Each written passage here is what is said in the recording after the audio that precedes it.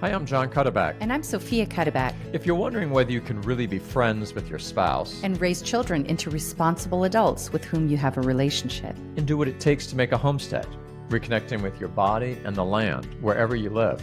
If you just want to think more about how to make a truly happy home in our trying times, then The Intentional Household, a LifeCraft podcast, is for you. Join us.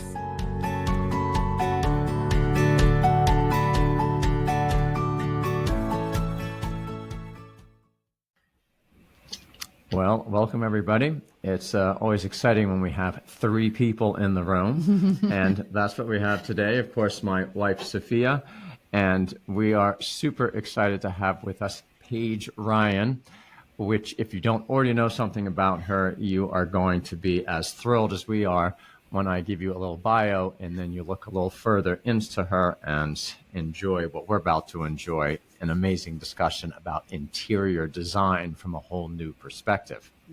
First, who is Paige? Paige Rien is first and foremost a wife, mother, and a recent convert to the Catholic Church. She is also a speaker, author, and designer with an earlier television career in HGTV for 5 seasons on the top-rated show Hidden Potential. Paige is the author of 2 books, Love the House You're In, 40 Steps to Improve Your House and Change Your Life, and Revived and Renovated, Real-Life Conversations on Home, Faith, and Everything in Between. I think that's what we're about to have, too. Having come to a new understanding of the home's purpose and potential through her conversion to the Catholic Church and her 25 years spent in recovery, Paige developed a countercultural philosophy about the home that is in contrast to secular interior design. Her vocation-led process for creating a beautiful home both honors the goals and mission of the Christian home, while employing the tools of interior design to make beauty, truth, and goodness the focus of every space. Paige and her husband Francis live in Maryland with their 4 children. Well, if that doesn't make one interested to hear what you're going to have to say about interior design, I don't know what will. But our coming together, our meeting one another has been kind of funny, and as often is the case now, was online. And so we've been just so thrilled to see how your work in interior design seems to be rooted in exactly how we are thinking about, in principle, how to renew our home in view of kind of the deeper goals of life. And that has our kind of root principles about what God is calling us to in life, about a kind of natural plan he has given for family life, a household, has real implications in very concrete ways. And this is exactly what you're after. Exactly, it seems to me, what you're doing. And you've been developing this as an actual art and helping people to be actually redesigning their homes or thinking about designing a new one or wherever they are.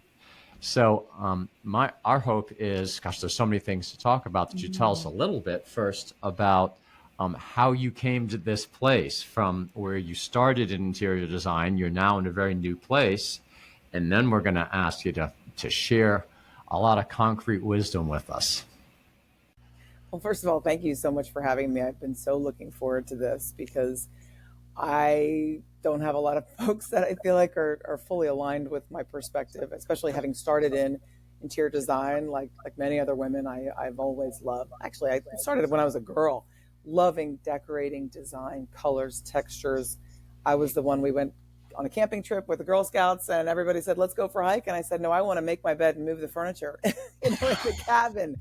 I've always loved that stuff and changed my room all the time.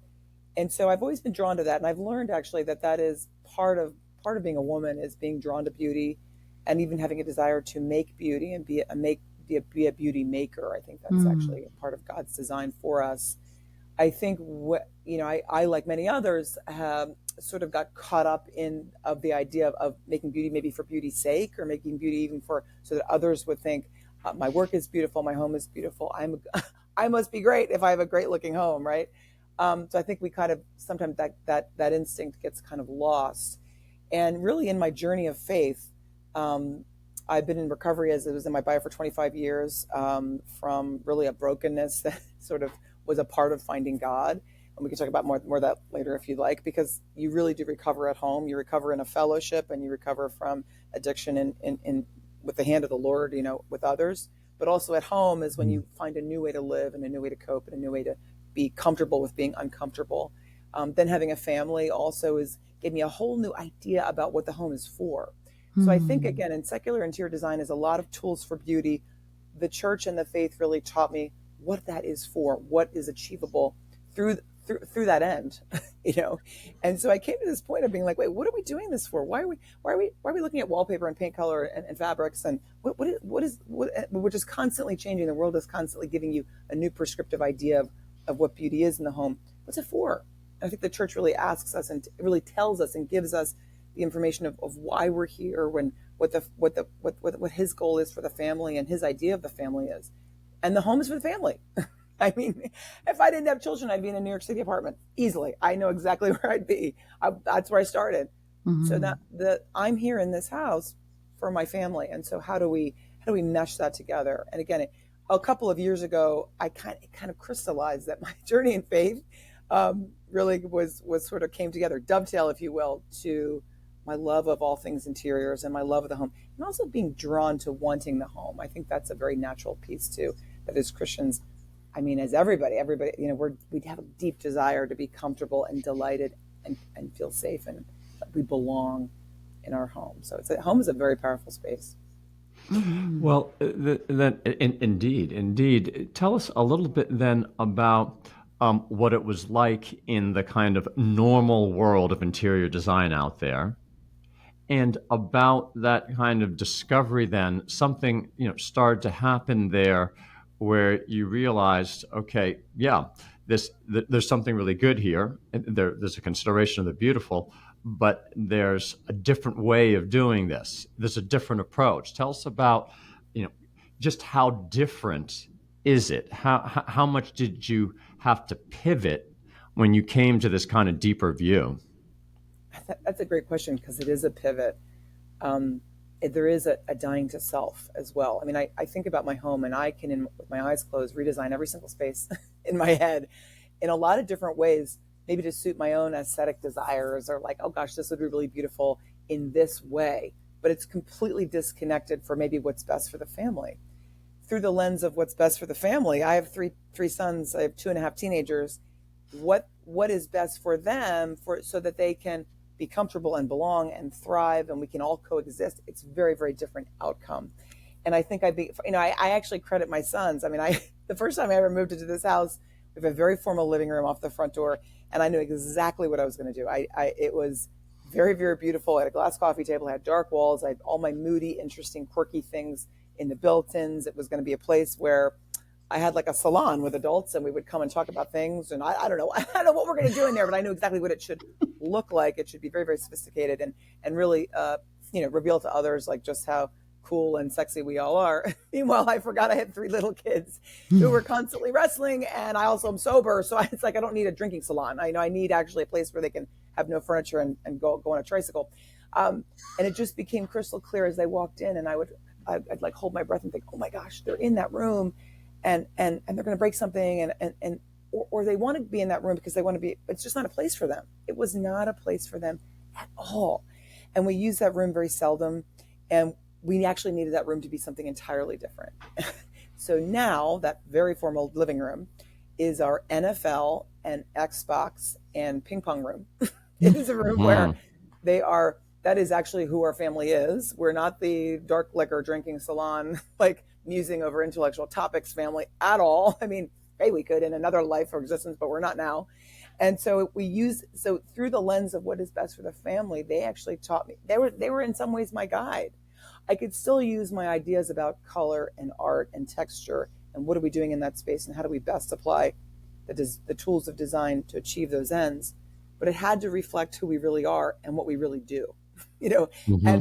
I really want their friends to come over, and I really want them to be comfortable and feel like they belong. And I really want them to have a place. And so it was with those goals in mind that completely rewrote sort of what the home should be.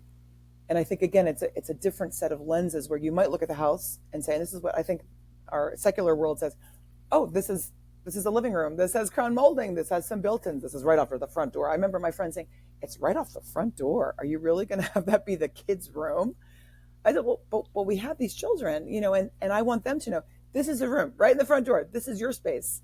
Mm-hmm. Why wouldn't we say that? Why would we say, why would my children walk into our house and the first room they see, and this actually gets me choked up, this room is not for you. This is the first room in the house when you walk in. This is mom and dad's room, which, by the way, we don't use very often, but we're hoping a really sophisticated adult walks in and we hope they'll use it. Well, I don't. That's, to me, not what I want my children to know about the home, ever. Right. Then how different is that from, when you shared just what happened there and your children taught you something new, were you doing HGTV at that point still? I had no. Okay, so just tell us a little bit about. Here's part of what fascinates me. I've noticed. I'm not an HGTV watcher, but I know it's on in the doctor's office when I go in there and I'm sitting in the waiting room. So clearly, this is something very popular. Clearly, people are feeling drawn towards, I don't know, making their space look more something. They're having a sense that the space that we live in is really important and we need to put some energy into it. And that seems to me to be something good. We do need to put some energy into improving the space that we live in. So there's something at work in people kind of drawing them towards that. But you obviously weren't satisfied with what you were getting / what you were giving when you were doing that. Can you give us a little bit more of a window into what did you see in the HGTV world of interior design, just kind of the normal popular thing that people are turning towards? What'd you see? And I'm not, you don't necessarily have to throw it under the bus. Was there something good there? But you were looking for something more. Talk to us about that transition. Sure. No, that's a great question, because it was a really formative experience. And I'm sorry, the sun is opened for me to answer this question. Yay. So when I was on a show called Hidden Potential, and we were paired with a family that was on the market for a new home, and they were looking for something. And so they would fill out a form, and I would get the form, and it said they want granite countertops and a walk-in closet and his and her sinks. And they want, they really like the Pottery Barn, and they really, I would get kind of this, like, it actually looked a little bit like a real estate listing. This is the answers that the homeowners gave. It was a kind of like really pat answers. And so I would say to the producer, well, this doesn't tell me anything. I'm supposed to reevaluate and redesign these options, these houses for them. I don't know. This tells me nothing. This tells me that they like granite, which, by the way, they probably read that in a real estate listing. So he would say, well, no, we don't want you to talk to them because we want it to be fresh and interesting on television. So I'm not great at the rules. So I would call them on my own, and I would have these like clandestine interviews with these families. And I would say, you can't tell the producer, but I want to know, do you bake? Do you have family that comes and visits? What are your children interested in?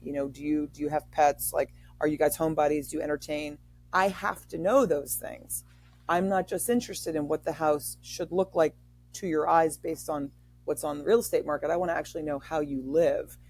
And then I sort of realized, like, the world is so visual, and so we're so dead set on the way a house should look for sale or in comparison to others.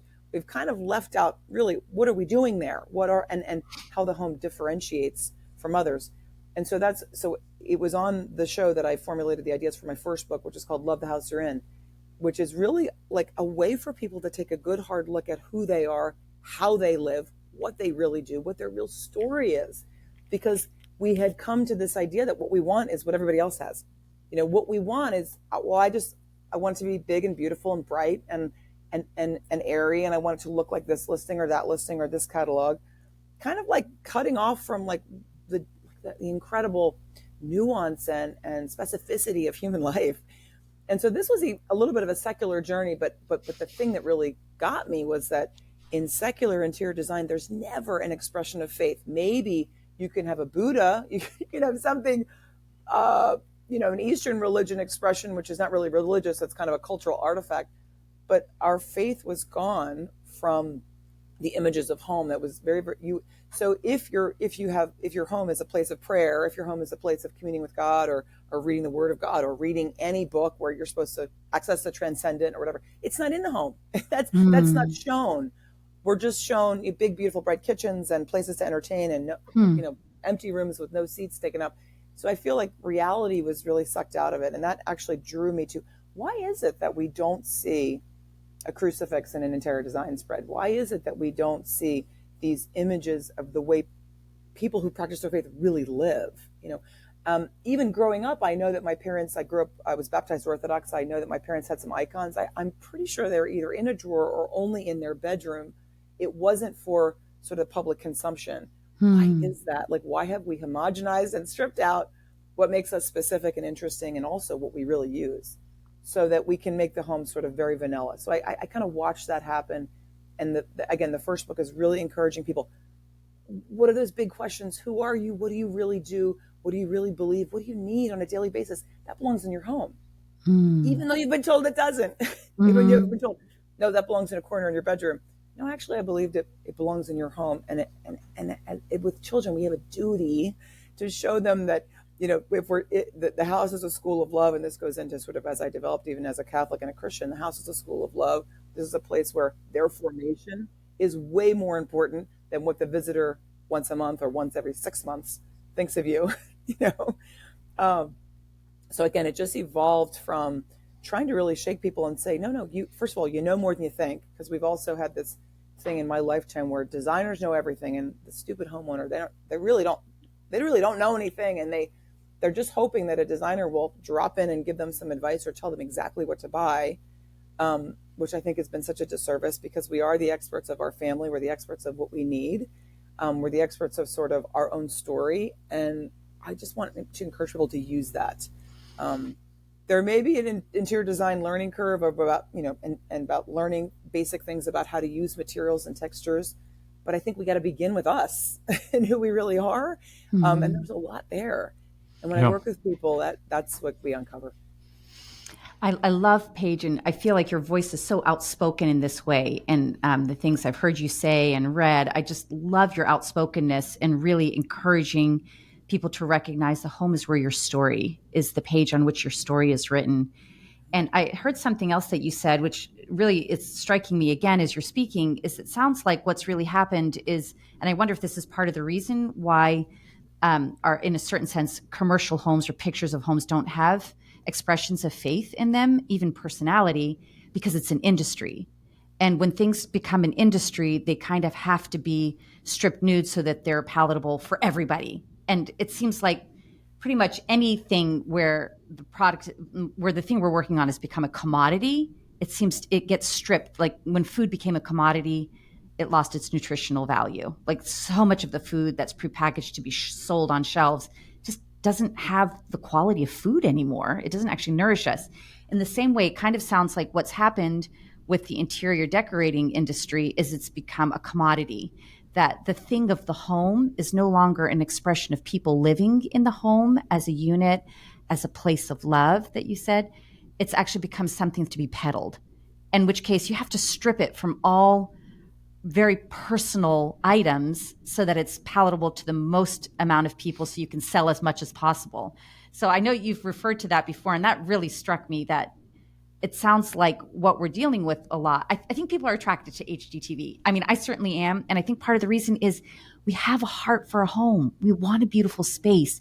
People want to go home. And I think that's part of the reason why the fixer-upper phenomena was so, just kind of took everybody by storm, because it was so like real, and it wasn't, the moody, dark, salon anymore. It was kind of the thing accessible for everybody, and everybody's putting up farm, signs in the middle of their kitchen, or chickens, blah, blah, blah, or eggs. People are just kind of drawn to go back to that place where life happened. But unfortunately, it's getting kind of distilled by the commercial industry, which seems very damaging. Well, I think you're right. I mean, I guess you could, in fairness, I mean, these companies are trying to provide, wares for the broadest swath of the population as they can. And so it ends up being very safe. They all look the same. I mean, this is like something I talk about all the time. If you look at all the catalogs, and if you look at Crate and Barrel and Pottery Barn and Restoration Hardware and Our House and all these, the catalogs are almost the same. I call it the great neutralization, the great homogenization. And people with not a lot of confidence, who haven't been invited to share their story, but actually really know it and understand it. Actually, if you want your children to know it, you better put it in your house. And it's important that they know your story, that they understand who they are, who God made them, who God chose as their ancestors, and who God chose as their parents' path.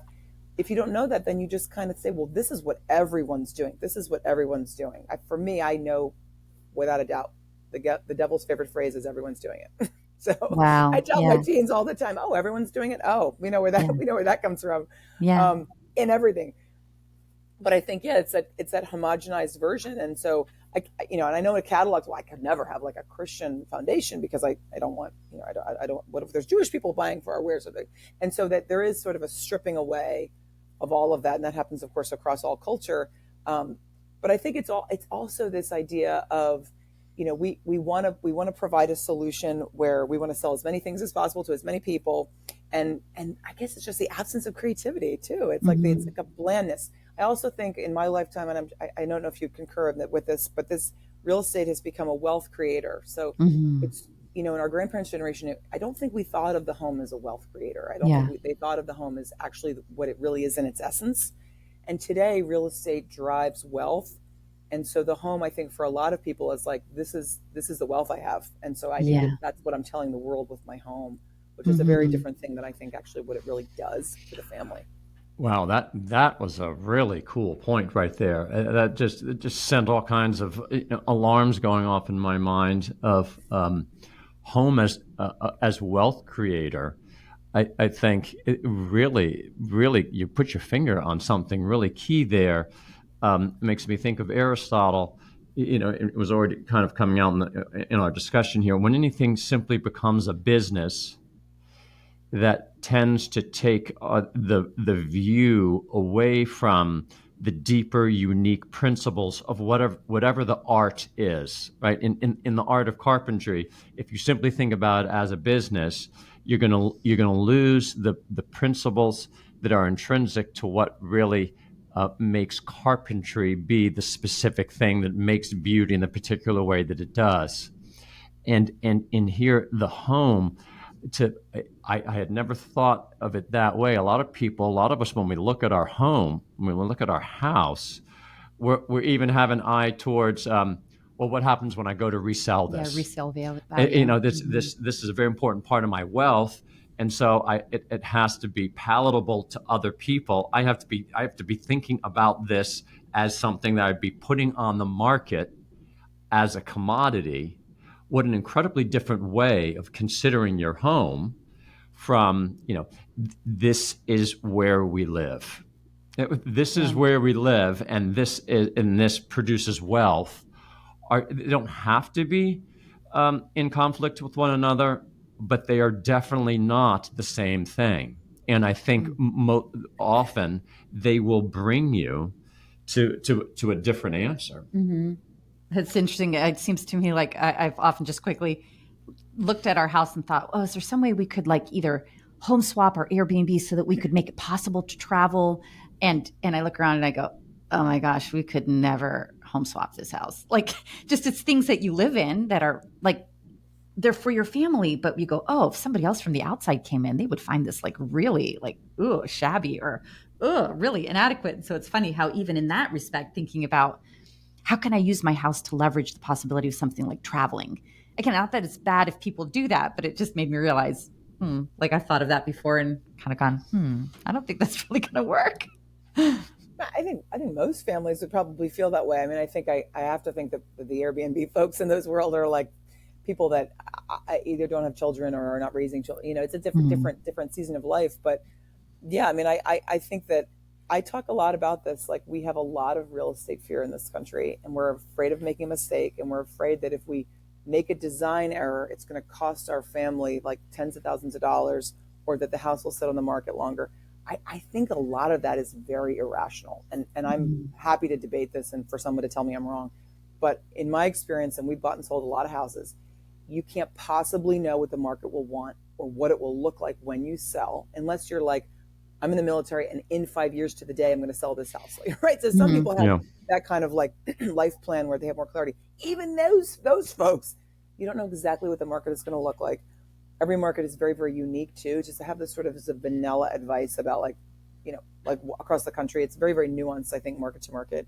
And I think there's also this idea that we are using our house every single day. And so to either design the house with, Christmas Eve when you have the only time you have your family over, or like, and I talk about this a lot, the 365 versus the three, like we're in our, for 15 days a year, maybe you entertain.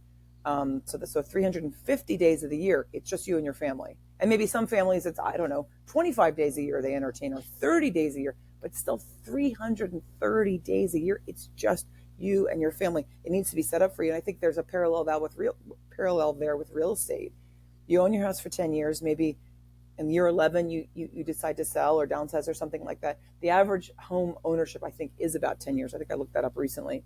So to be thinking and guiding and making your decisions about the next person, what you couldn't possibly know what they want. I mean, they're not any way could you know what the next buyer would want. And there are some things like recently, I really would like to get rid of this one bathtub because it's terrible. And it's that then we'd only have one bathtub. People say, well, we should definitely at least have one bathtub for someone with a baby. Okay, maybe you consider that. There's some things like that. But to have decisions be driven entirely by the next person, I think really takes away how you're going to use your home and takes away the idea, the understanding of how much you're using it and what it means to you and your family.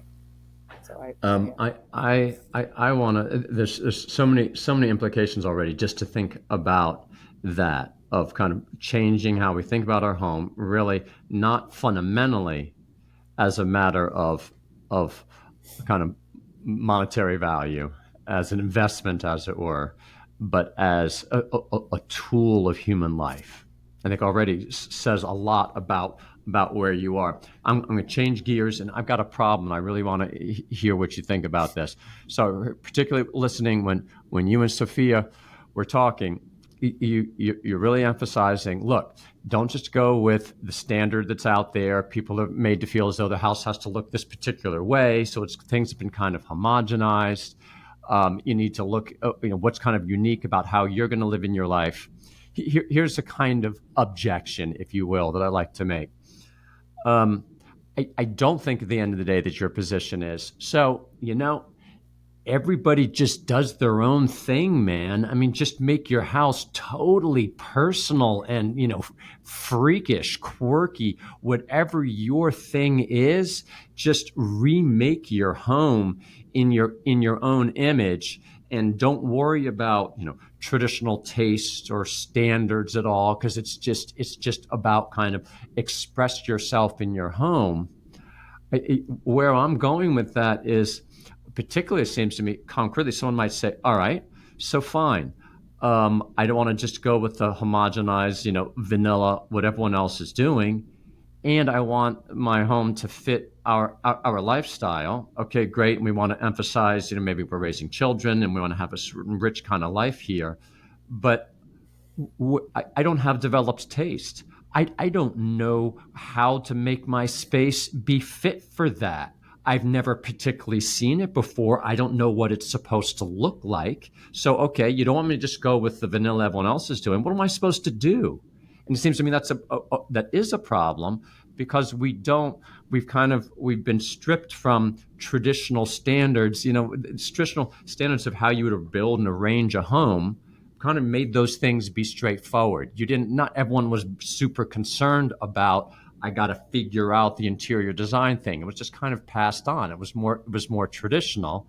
We don't really have that. I don't have any confidence. I happen to be married to someone I do have confidence in, but I can imagine a couple saying, well, now what do I do? Okay, fine. I want to go your direction, but I don't know what that looks like. So where do I go to develop my taste? Is there something to be said for traditional styles? Should I get out certain magazines and look at how homes were done, maybe when things were valued in a different way than they are now? what have homes with people that have values like mine looked like? Is that a legitimate thing for me to go and try to learn from the good taste and standards of others? What do you think? Yeah, that's a great question, John. I mean, what comes into my mind first and foremost is that um, we are talking about building an aesthetic, right? So we're talking, so the world likes to say, oh, do you like this? This is your style. Oh, do you like, if you go open Pinterest, many women are invited to take all these tests to see what's your style. Well, let's identify a style. And this is a whole nother soapbox feature, but I hate that language because first of all, I think it's incorrect, but it also makes it seem as if the home is about finding a pattern and then just replicating it based on, well, this is what mid-century modern is, so everything in the house has to be mid-century. I actually think I want to back off from the idea of what it should look like to revisit the idea of what's our purpose and who are we serving. Because the whole problem with secular interior design is it's things over people. It's people over things, in my approach. People over things. So if we step back and say, okay, I don't know what this living room is supposed to look like. I don't feel like I have a defined aesthetic. I don't have confidence in my aesthetic. I don't have confidence in color and texture. I've never done this before. Most people know, I know what I don't like. Most people are clear on, I don't care for this. This doesn't feel right. This set of colors or textures or looks. I'm clear on that. But I'm constantly encouraging people, okay, what is your objective in that space? Who are you serving? Who's going to use the space? Like we just worked on my 16-year-old's bedrooms. It is in not any way what I would do. And it's so much less. It just looks like a prison room to me. It's so stripped down. It's so stark. It's so simple. It's so cold. That's what he wants. This is serving him. He plays football. He's here very, very little. He comes in. He wants an ice cold bedroom, even and to be comfortable and so forth. But again, this is driven by what he needs for that space, not necessarily like what's the aesthetic. We're really purpose driven, and I think so. So the first answer is I encourage people to go back to who's the consumer of the space. What is our objective there? My son wants a stark cold room. I also want him to have a space that's a place of prayer. So as a parent and as primary formator, I see what you want there and I'm going to add to it. You know what I mean? I see what you want there. And we're also going to have, St. Francis Xavier, who's your namesake, like is present. And, we're going to add in and develop our life as a Christian overlaid on that. But I guess I'm getting ahead of myself. But the idea really is like, okay, let's put the people first. And that will give a lot of answers. So case in point, I have a family room. It could be drawn up or developed or decorated or designed in millions of ways. There's so many different permutations, colors, textures, furniture arrangement. But I look at who I have. I have 2 teenagers over 6 feet tall that like to lie down when they're home. They're tired. I have 2 other children who also like to watch stuff together. A lot of times it's football. I have my husband who's 6'4" who likes to sit in a recliner. I want it to be open and airy and light. I want a ton of family photos to be there to remind us of who we are. And so these are like the elements and part of the composition. And I have always loved the color blue. So almost every room in our house is a different shade of blue. And so these are the pieces that we put together to accomplish what I want in that room. Is I want us to all be able to be in there and be comfortable. I want us to remember who we are. So I have these enormous trays of books I hope they find. They often don't. So the trays of books are sometimes set on the hearth so we can put our foot up on the poof or the coffee table. So I'm just giving you insight to all of the objectives I have for this space. As it comes together, our aesthetic is books. We have a lot of family photos. It's very, very comfortable. There's a lot of blue, and our family is reflected. I have had all kinds of different art in the house. I'm a sort of a hoarder of art. And the current art we have now is a Norman Rockwell of a football scene and a basketball scene, which make me laugh so hard because it's so true to life. Norman Rockwell was the most incredible. He was almost like an icon writer. Like his way of telling stories is so spot on. Like the skinniest, tiniest guy in the football, just getting the bejesus knocked out of him. I mean, it to me, that tells our story. So for today, for now, for this moment, that's our composition. That's our family's aesthetic. And it fits the bill because we were all lying down there last night. Well, that makes great sense. Let me try to draw something out. It seems to me that you included in your answer that your design is not just about where we are, but it's where you want to be, even if that is a little bit different from where you are. In other words, it's not just to figure out how to design our house. It's not just, all right, let's kind of take a test to figure out, what's our style Or what best expresses me. or which best Yeah. expresses where I am now. Yeah. Because there was a key moment in there where you said, okay, I'm a formator. And so I'm not just going to ask my son what he wants his bedroom to look like, because there's certain things that I, who know better than he does, want it to look like X or Y. Because it shapes him in a certain way. Is this fair? And so it seems that part of your approach to interior design, you definitely put forward to me for a very in a very helpful way, in a very understandable way. Hey, you got to be willing to break through certain kind of patterns. Don't follow the standard just because it's standard. You need to ask certain things about your life. And it seems to me I'm hearing part of that is that what do you want? Where do you want your life to go? What kind of life do you want to live in this household? And how we do interior design actually help bring us closer to the kind of life that we're striving for, even if we're not there yet. I don't want to put words in your mouth. Does that sound fair? Oh, yes. I mean, it is absolutely about the goals we have as a family. Like that, the space has to support the goals we have for family. Yes, how we really are right now. My son loves NFL. He plays football. He's got a lot of homework, but there's got to be a higher good there too. It's like there's so much content for women about how to style stuff, how to style a coffee table. You should have this element. And I could go on a tirade, not even a soapbox page, a full-blown tirade about styling. And no, it's anticipated that we're not actually going to ever open the book. We're just going to look at the book and gaze upon what we're going to try to express to people that we're interested in or that we think is cool. And this comes from homeschooling. I don't know if you guys are homeschoolers, but a homeschooling mom taught me this, that there's an expression, and the term is escaping me right now, but you're leaving things out you want your children to discover. And so I stole that. I'm not a homeschooling mom, but I truly believe I'm constantly leaving things out that I want them to find on their own. So when I style my coffee table, which is actually a big ottoman that they can put their feet on, I literally have books I hope they'll find on space. I have like Teenage Saints. I have Bishop Barron, all of his stuff, all over the house, because he's a huge figure in my life. I've got all kinds of stuff, but I also have like the yearbook from their high school. Like I have things I want them to pick up and discover.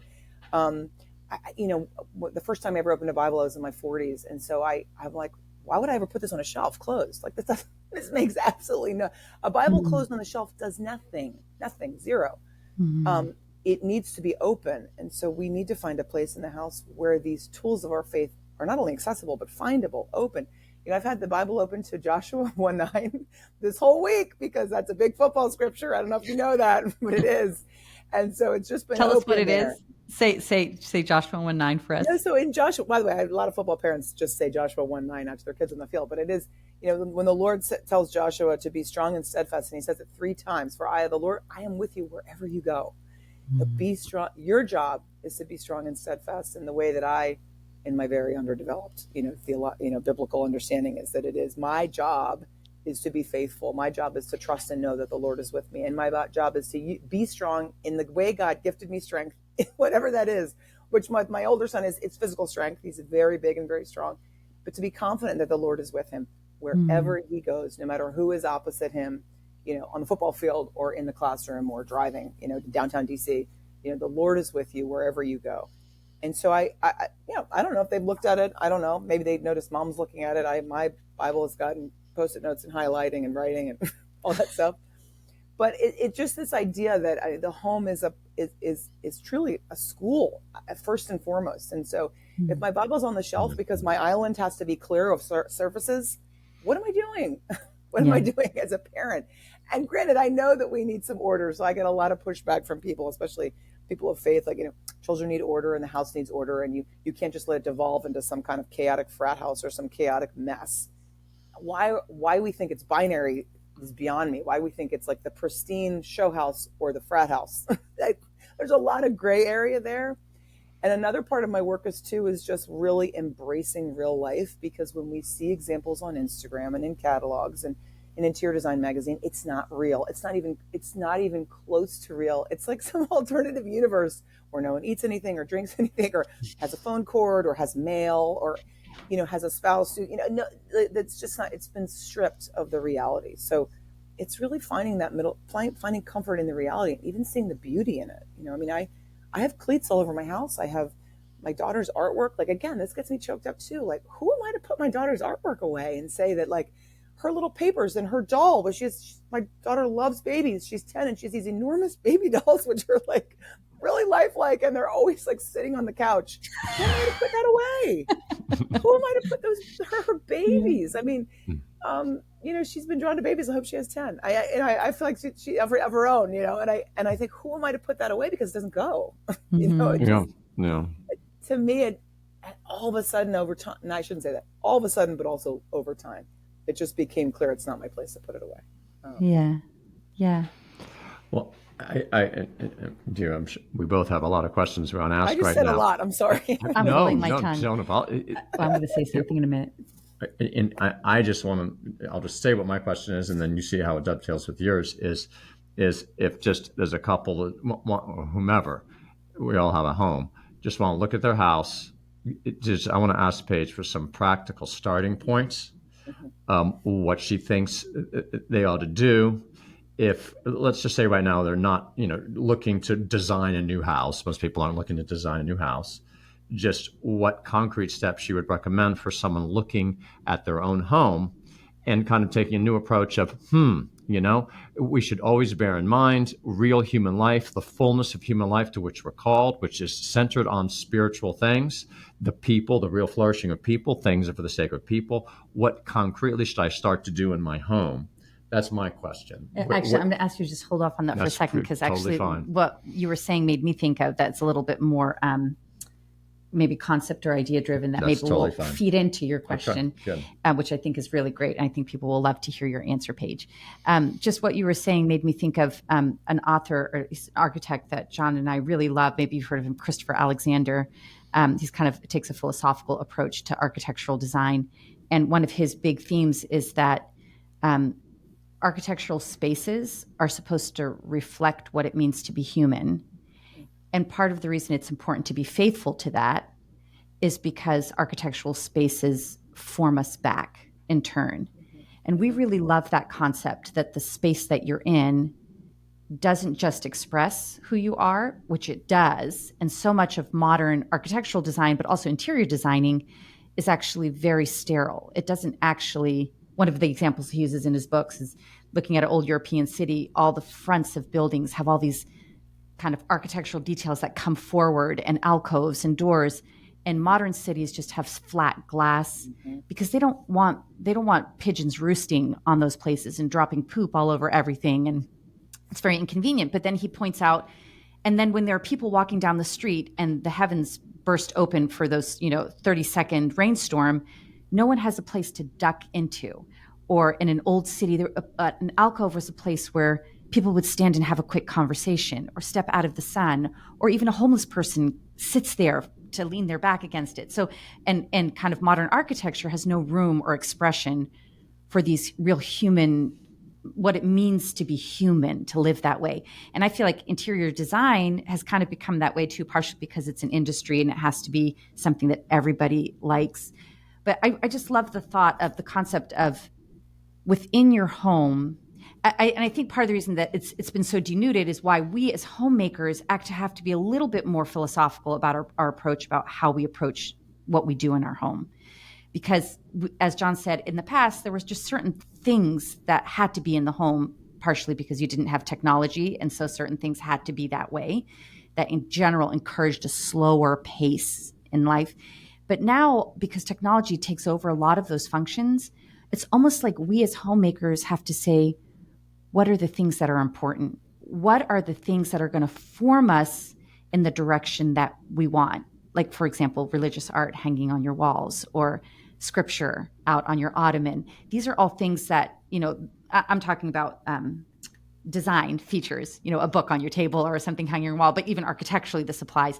what are things that we do that can make us become the kind of human beings we're designed to be? And I think we need to think about that because it's not obvious anymore in the world that we live in. And that's why I think these kind of conversations are very important, because they give us principles that we can ask ourselves. So I guess basically what I'm saying is this is a little bit of a ramp to John's question. I would love to have some practical details for people who want to make something of their home, but maybe feel paralyzed. But maybe that first ramp is, as you already said, it's about people, not things. We need to be asking the question, what are people for? What are we designed for? What do we want to make our house like so that it makes us a certain kind of person? Well, yeah, I mean, we could just stay right here about the impact of space on people. I think people are not seeing that. I think you're spot on. Spaces absolutely shape us. There's science to prove this. I did a lot of this research for my first book that, it's been documented that when you have maps on the walls, your children are better at geography because the things, this has to me been like so clear. Like I kind of know this intuitively, but the things on the walls shape your kids. So if you've bought the artwork to match the couch at Home Goods, that's imprinted on your child's brain. I hope it was. Wow. I hope it's good. Wow. And I don't say that to add pressure. Like this is going to affect their intelligence, but it's just an invitation to be thoughtful. Does it match your values and what's important to you? It's important to you. And if you think about your own childhood home, you can probably close your eyes and see what was on the walls, and you probably have like really strong memories. Like one of our biggest, the things that drives a lot of our decisions about our own home is our childhood home. Like what was there? Either we're trying to mimic it or we're trying to run away from it. So I think that the childhood home looms large in our consciousness, and I think absolutely it does form us. I mean, there's been a lot of studies that patients that sit in a hospital room next to a window, like they heal faster, and so there's like an impact of natural light on the body, and colors have different effects on us. And I personally think this is very nuanced to the individual, and it's up to us to discern what do I need in this space. And we also have to be clear on like where I'm going. Like I just shared this recently that I have this serious collection of books that I'm just not reading, that every time, I mean, these are books I'm like, I have to read, and I really want to get to these books. And even, my kids are always like, are you reading these or just kind of shuffling the same, pile around the house? So I put in my kitchen, which is a public space. It's an open plan kitchen. This series of bookshelves for books I want to read. The books are not attractive. The composition is not well ordered. It's not how you style a bookshelf properly. The books are not old and they don't have that austerity of like a styled bookshelf. They're all paperback. It's like a cacophony of colors and whatever.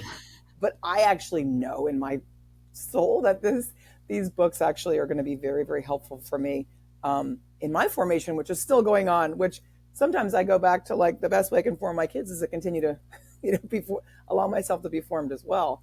That I'm not done anywhere near it. So I think to your point, Ina, yes, the spaces do form us, and we have to allow the space to work for us, not that we work for the house. And that's been another big shift in the secular home world. That's like the house is like the hungriest, neediest child. Like we have to make sure the house is always returned back to its state of, pristine and clean and tidy, and it's to support the house being the best it can be. Well, there's a lot of humans here, who might need something different. And so, yeah, I mean, I think yes, the house definitely affects how we do and who we become. And then also it absolutely can support. That's another thing that I talk about. Like, what are the goals you have for your family? Do you want to exercise more? Do you want to read more? Do you want to eat more or sort of cook at home more? Do you want more family gatherings? Do you want more family meals? I have boys that like to punch each other, and I really like to eat dinner together. So we had a tiny little dining room where we were kind of snug, and it was very sweet. Well, we don't do that anymore. We immediately, as soon as it got big enough to punch, we now move. So maybe people are spread out. So there's less punching at the table. But it's just like that physicality is what it is. So we needed a bigger space to eat all the time. So we now literally we eat at a very, very large table, so that everybody's got plenty of space. Because that's a goal I had for our family, that we gather together no matter what. Sometimes it's 9:30 at night, but that family dinner is important to us. So yeah, I think I don't know. I agree with that architect. I try to write his name down because there's a lot of architects that I think are on a different planet of their own art and expression that is like so far from how humans really, really live. Yeah. And I will tell you, the most viral thing I've done in a very long time is make a comment. I think I made the comment at a red light, so it was not with a lot of thought, but I made this comment on this reel about contrasting sort of, it's not just traditional design, but just the idea of tradition and the pre-modern approach to life, And many, many people hated it, and I had to turn off because I got such piss and vinegar thrown back at me. But I was basically like, modernism as an idea is stripping everything away. It's akin to Marxism. It's taking everything down and building straight up that plate glass wall that has nothing, no story, no tradition, no nothing. So I don't know. The internet and social media continues to be irritating and about how it works, because things I put a lot of thought and work into, nobody sees. And then this ridiculous comment I made, but it's really what you were just saying, that, modernism as an idea has stripped so much away. And maybe there's places where we need that, but to have it everywhere is I think, a big loss for us. I love your examples there, the things that you're prioritizing. We in our thinking a lot and trying to help ourselves, help others renew life in the home. There's kind of several things that we come back to a lot. One of them is reading aloud together. Another, of course, is, as you just noticed, eating meals together. Another is trying to do more work together in the kitchen. Mm-hmm. And it seems if these, I'm convinced, following an author I like from 100 years ago named Andrew Lytle, who talked about how we're being stripped of the ordinary functions of human living. The porch sitting, the singing around the piano, the reading aloud, the telling of stories, the eating together. These are the ordinary functions, and by and large, our homes are being stripped of them. That is expressed in how we're designing homes now, and it's, as we've just been saying, is forming us back. We don't have spaces that are fitted, well suited for the, quote, ordinary functions of human living. So it seems that that's an area here where someone can say, all right, I want to lean into encouraging, making my home more suited for these ordinary functions. Do you have any suggestions of how to go about that? Even if you just choose one and go concretely. Well, you want to have a better place to tell stories, to sit down and read aloud together. What in any recommendations? I know these are larger things. It could also be recommendations of resources. Obviously, here before we close, we're going to ask, where can people go to get more of your resources and hear what you're doing, and because you're doing much more than you're able to share right here. But any particular pointers that come to mind that you'd like to share? Well, sure. Well, I think one thing that just comes to mind is we just have to start differently. I think that, a lot of the world wants to tell you, well, by the way, there's a lot of argument in the design media. You should definitely pick a paint color first. No, you should definitely start with the flooring first. No. Pick your most expensive piece of furniture first. That's your foundation. That's your foundational piece. But there's all this quibbling about where to start. I don't agree with any of that. I actually think you have to start really, I guess you could say, strategically or philosophically about your home. Like, what is your goal here? What is your purpose? So let's just take it just one space at a time. Although I think even a global sort of on the whole, thinking about your house, what are your goals? What are your values? What's going to rise to the top? Values are, I believe, are hierarchical. So what's most important? Because we can't do everything, So what are the things we're going to really choose to focus on that are most important?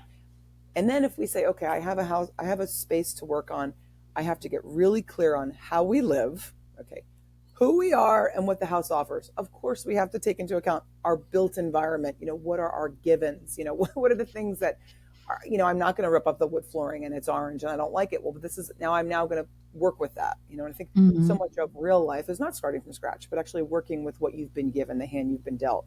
And so those three things of how we're really going to use the space, who we really are, and then the built environment. Another piece that sort of fits in there, but involves a little bit of education, is to really, especially for those people who are like, I'm not good at this, I don't know, I feel hamstrung, everything looks shabby, whatever. A real just dive into thinking about the three pieces of interior design that are, I think, the most relevant. It's color, pattern, and shape. What are the colors that I'm drawn to? What are the colors that I've always been drawn to? Don't say gray, because very, very, very few people have always been drawn to gray, despite the fact that we're in a very gray world right now where gray is encouraged, because gray doesn't have a personality or a political affiliation or a history. That's why, and it looks great on real estate because it says we're very vanilla.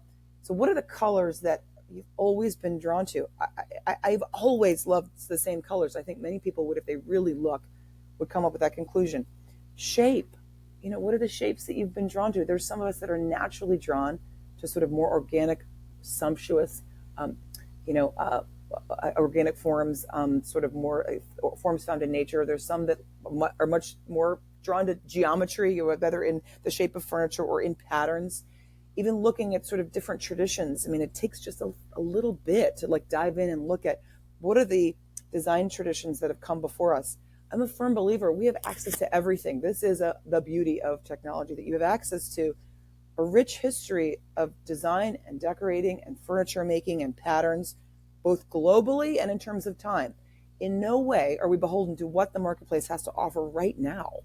And so I think we really can stretch beyond just sort of the limited scope of what everybody's doing and sort of like immerse yourself with those options. And it does become clear.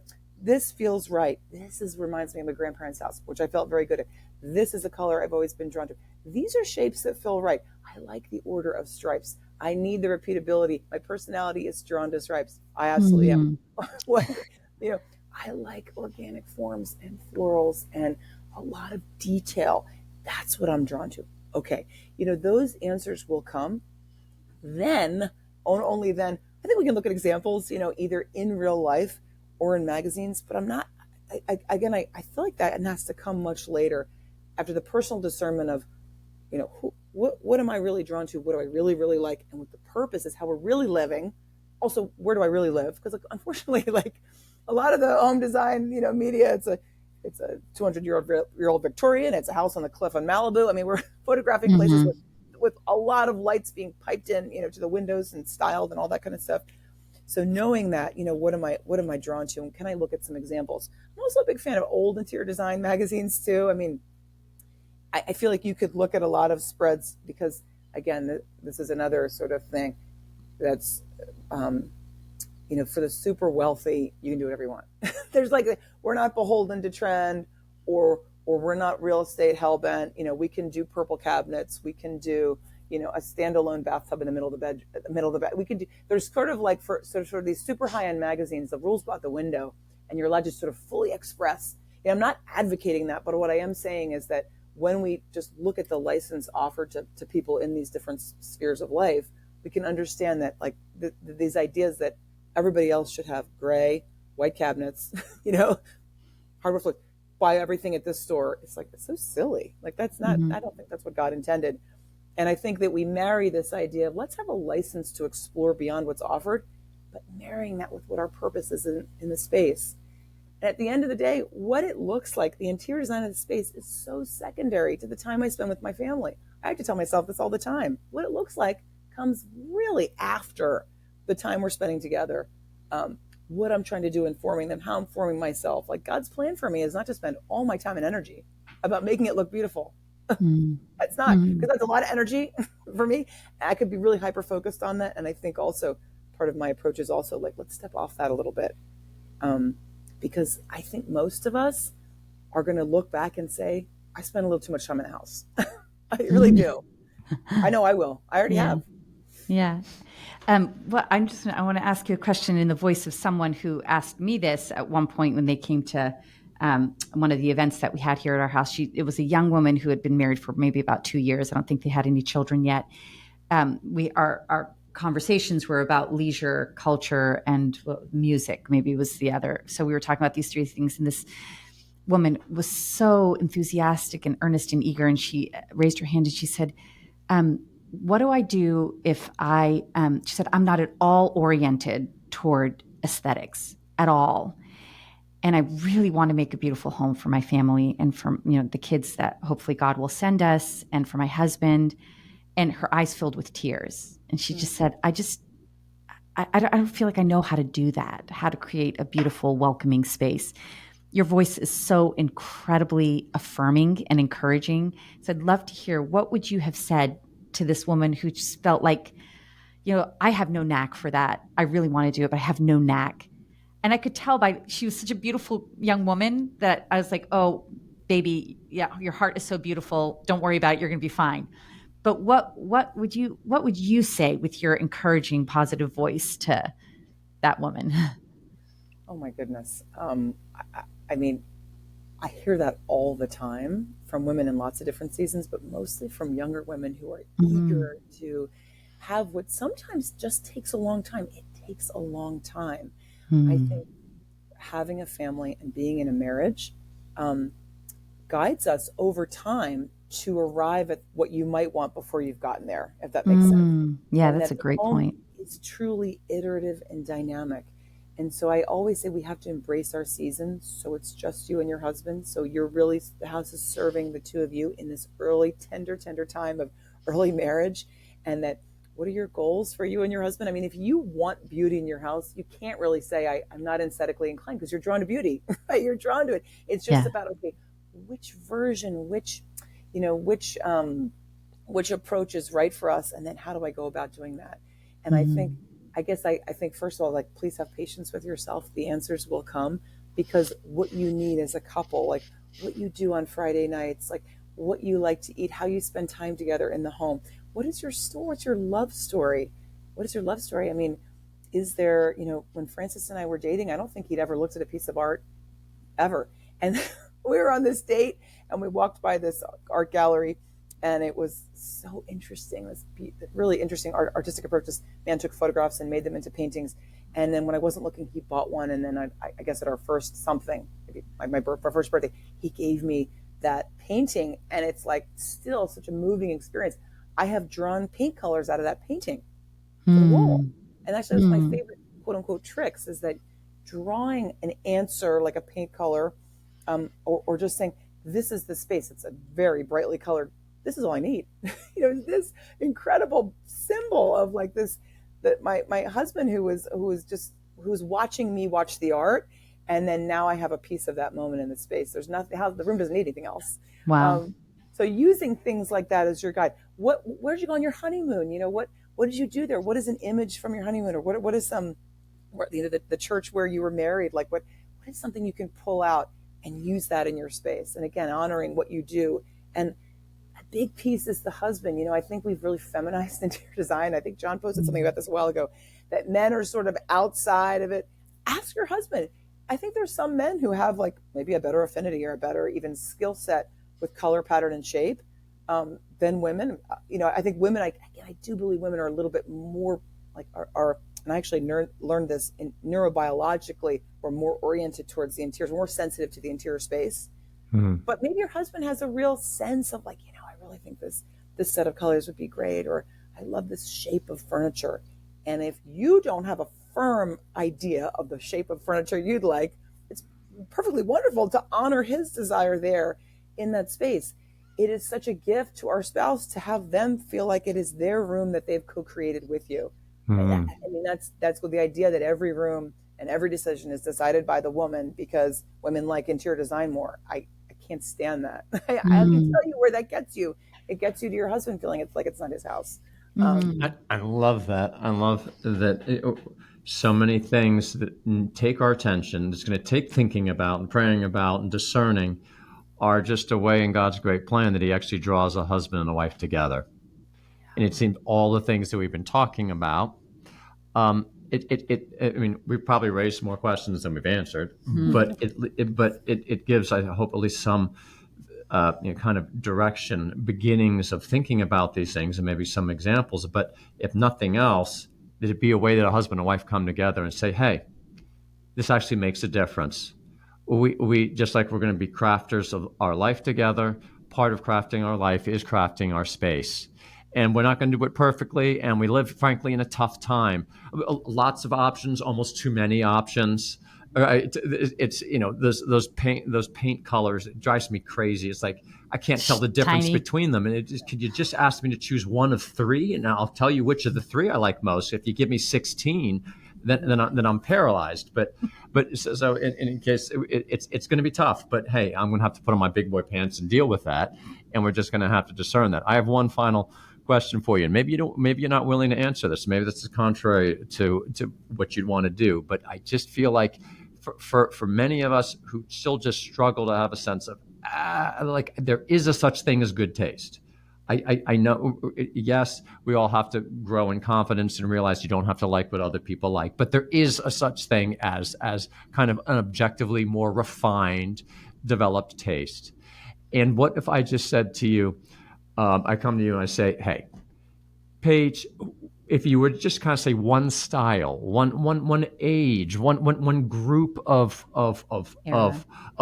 designers, artists in the realm of helping me think about the interior design of my house, can you think of a kind of school, a general style Or that era. that maybe was seems to have decent taste, and B, in a kind of objective way, they it seemed to be reasonably suited to a kind of prioritizing of people over things.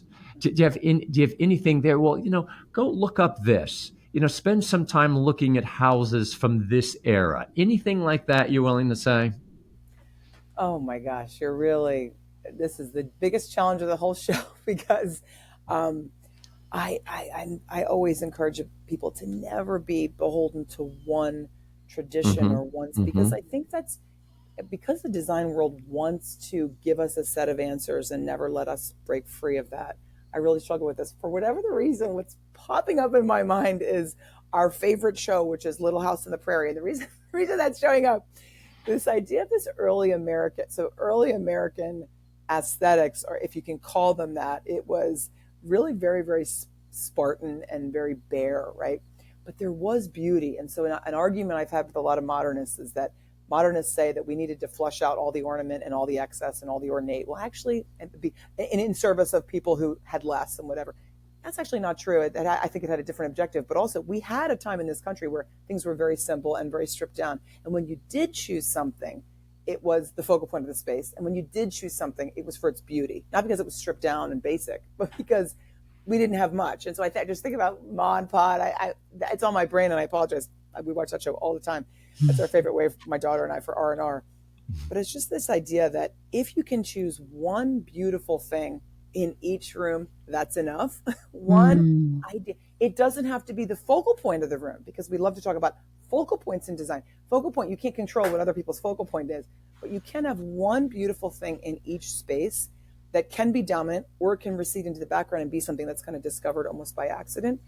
But this idea that we all are drawn to a certain kind of beauty. In no way am I like against, or antagonistic towards modern design, because I think sometimes in modern life, in contemporary life, I don't mean modern life, in contemporary life, 2024, sometimes we're very drawn to simplicity. And so I have some very simple forms that are out of that modern tradition in my house. Many, actually. I actually love the globe light, which Waffle House has. In every one of their restaurants, Waffle House has giant globe lights. And for years I would drive by and I'm gonna have a Waffle House light someday. And I do. I have a giant Waffle House globe light, and not sure what the room is going to be next, because it's a room where we had a flood. But that's simplicity. So this is not really answering your question, only to say that I do think an understanding of our early American roots and the simplicity and sort of a real focus on materials, because there weren't a lot. We didn't have this abundance. We had a lot of materials, but they were hand hewn. It was drawn from our own skill set, and so there was not all this painted furniture and ornate things from Europe, but it was really a lot of focus on simplicity. I do think the sort of modern forms we may be drawn to just to reduce the noise in our world. And during the pandemic, I took a lot of stuff down and painted my walls white, because I needed a little quiet in my house, to understand what we need. And then I also I like such a nostalgic heart for all of the Baroque sort of traditions that I could be fancy Nancy anytime, and I like the detail, like over my shoulder. I don't know if you can see it, is a very ornate brass crucifix, which has a lot Beautiful. of detail. It's right over the door outside our bedroom. If it ever falls, it's going to kill one of us. It's very heavy and It's a good very way to ornate, go. and it is a good way to go, right? Well, no, it was no accident. It's very, very detailed, very, very ornate, very flowery. I also have a mid-century cross, which is just wood, very simple, that is also very light, and so it won't hurt as much elsewhere. So for me, I'm the wrong person to ask of which tradition is your favorite, because I feel, again, just open to using it all and drawing it all. And also, I kind of love that they both, for me, they both have the same meaning of Christ's sacrifice.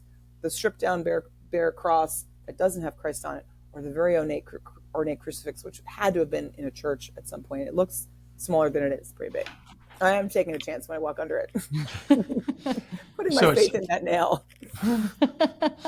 I hope it stays on the wall for a while. Well, thank you for that. So it sounds like you are okay with going to certain standard. If we feel drawn towards some kind of classic, whether French country, something like more Swiss, or Sophia loves the English country cottages. I mean, you don't have anything against kind of, hey, that appeals to me. I'm going to kind of look into that and kind of discover, maybe, and that shape goes well with this shape. They kind of have a tradition where they've pieced these things together.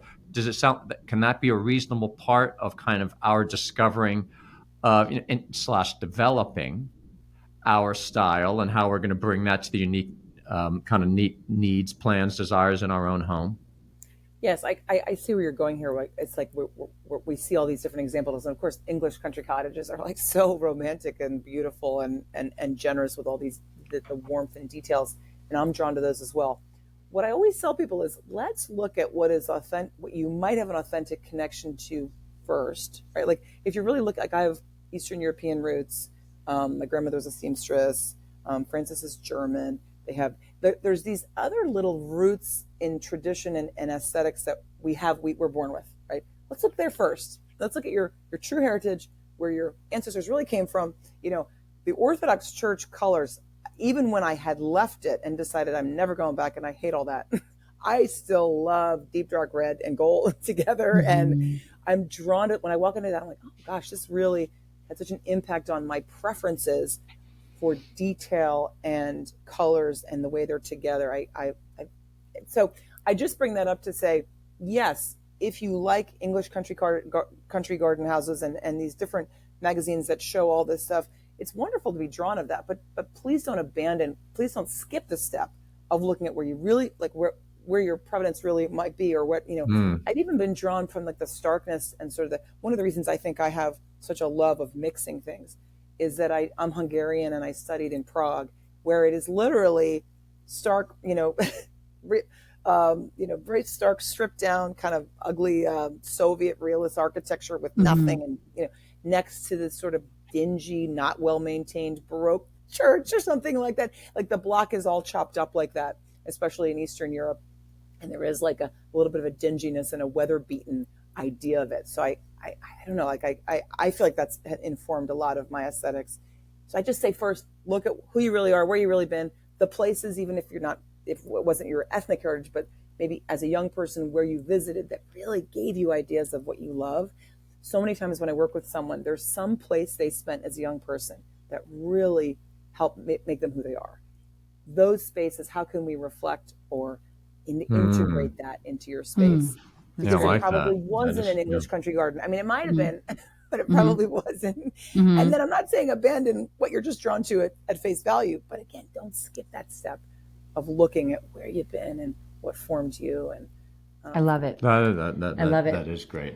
I know you have more questions. It makes me go back to what you said earlier, that our houses are designed to be like everyone. And it struck me when you said that what kind of impact does that have on a person living in a house being raised as everyone, like just simply from a psychological and emotional perspective. I mean, talk about people feeling lonely and disconnected and having an identity crisis. If you grow up in a house being like everyone versus a house that expresses your culture, your background, your history, your connection to the world, it tethers you psychologically and emotionally. Great so point. I would imagine that's super important. Yeah. It is. Yeah. I think it tells a story that we come, this is God's design. Yeah. Beautiful. I say to my kids, I met Daddy completely randomly. We were never going to meet. If we didn't meet, you wouldn't be here. This is our story together is something that I want them to know, because it leads them to this idea that God wanted me here and Yeah. made it so quite miraculously, actually. Yeah. I love it. Well, before I wrap up, Paige, I'd like to just say, so people want to see a little bit more of what you're doing. What's a good way to do that? So I spend too much time on Instagram. I'm working on that, but for the time being, until I get better, I share a lot of our life and family life on Instagram stories, and I'm posting a lot of my content there. And I am working on a third book with all of these ideas.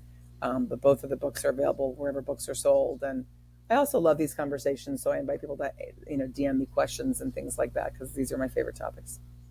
And how about your website? And do you offer any services on your website? I do. I work with people one-on-one. A lot of the people I've worked with have helped guide me to this idea that people want more than like which paint colors I choose. Like, and by the way, there's plenty of gals doing that.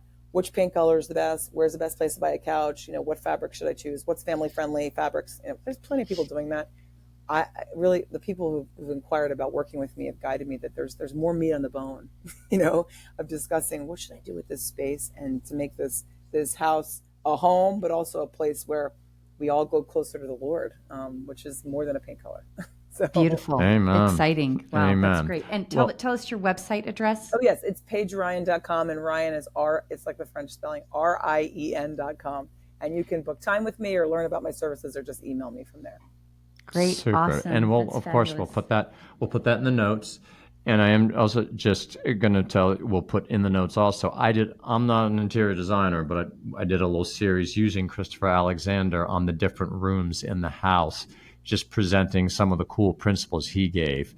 And I'm sure, Paige, you're going to love Christopher Alexander when you take a peek at him. I think that was pattern how I language. first encountered you. I think that was how I first encountered you in that piece of content. So yeah, I'm going to go revisit that because that was wonderful. Thanks so much for sharing your wisdom, all rooted in a deep faith and a confidence in the beauty of the life that God is calling us to. So thanks for helping us all think a little bit more about how to do that better in our homes. Yeah, I wish the conversation could have been longer. Me too. Thank you so much for having me, guys. This has been a joy. All right, take care. Thanks so much, Paige. You're welcome.